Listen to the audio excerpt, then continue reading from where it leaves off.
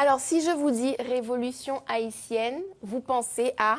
Toussaint l'ouverture. Évidemment, parce que c'est le plus connu, mais il n'est pas le seul. Et justement, ce soir, je vous présente le premier noir qui a mené une révolte à Haïti. Il s'agit de Ougan Doti Boukman Zumba, qui était un esclave africain et qui a rassemblé 200 compagnons pour mener une révolte, la première révolte de grande ampleur sur l'île d'Haïti. Alors, cette réunion était extraordinaire pour l'époque, puisque, rappelons-nous, il n'y avait pas les moyens de communication longue portée et instantanés que nous connaissons aujourd'hui. Pas de téléphone, quoi. Donc, rassembler des centaines d'esclaves qui viennent de plantations très éloignées, c'était un énorme défi. Il a relevé, Doti Boukman. Il a réussi à rassembler donc des centaines d'esclaves qui ont répondu à son appel parce qu'ils étaient complètement opprimés et poussés à bout par la cruauté de leur traitement.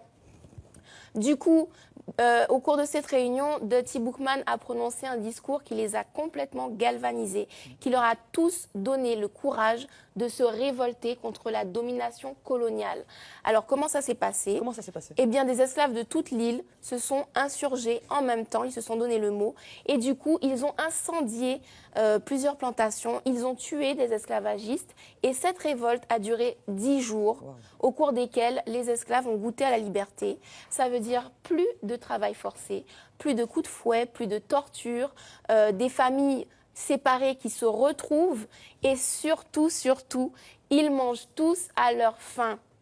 Alors malheureusement, au bout de ces 10 jours, l'armée française était mieux organisée, mieux équipée. Donc finalement, elle a pris le dessus. Elle a réussi à capturer Doti Boukman et elle l'a tué. Et en plus, elle a poussé la revanche, à décapiter Doti Boukman et à montrer sa tête pendant plusieurs jours. Ils l'ont exposé pour pouvoir déstabiliser le reste des révoltés. Et ça a réussi, ça a semé la panique et ils ont finalement été vaincus.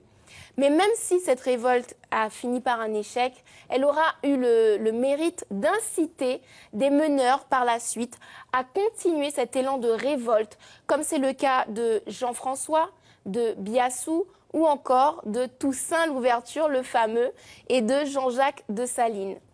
Alors, je n'ai pas simplement pris Doti Boukman juste pour son courage extraordinaire, mais également parce que nous sommes au mois de janvier. Le 1er janvier 2017, Haïti a célébré sa 213e année d'indépendance.